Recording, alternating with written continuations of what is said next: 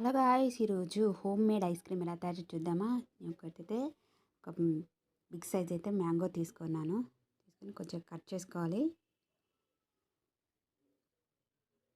ఇలా కట్ చేసుకొని చిన్న చిన్న పీసెస్లా అయితే కట్ చేసుకోవాలి. ఇదైతే నేను ఫస్ట్ టైం ట్రై చేసే ఎలా వస్తుంది ఏం కథ అని అయితే ఇలా కట్ చేయడం ఊరికే చూస్తూ ఉంటాంటే ఒకసారి మనతో కట్ చేస్తే ఎలా వస్తుంది అని అయితే ఇలా కట్ చేసేసాను పీసెస్ లాగా. అన్నీ ఇలా పీసెస్ లాగా కట్ చేసుకొని తర్వాత ఒక మిక్సర్ జార్ తీసుకొని మామిడికాయ పీసెస్ని అయితే దీంట్లో వేసుకోవాలి. ఇలా వేసుకున్న తర్వాత దీనికి ఫ్రెష్ క్రీమ్ యాడ్ చేసుకోవచ్చు, లేకపోతే ఇంట్లో ఉన్న పాలైనా యాడ్ చేసుకోవచ్చు. అలాగే 4 జీడిపప్పు, అలాగే మిల్క్ మేడ్ వేసుకున్నాను. లేకపోతే దీనికి బదులు షుగర్ కూడా వేసుకోవచ్చు.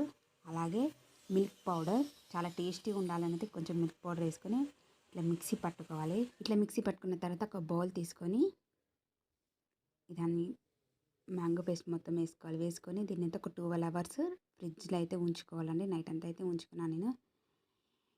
ఇప్పుడైతే మన ఇంట్లో ఉంటే గంటతోనైతే నేను దీన్ని చేసేస్తున్నాను. చూడండి ఎంత చక్కగా వచ్చేసింది ఐస్ క్రీమ్ అయితే.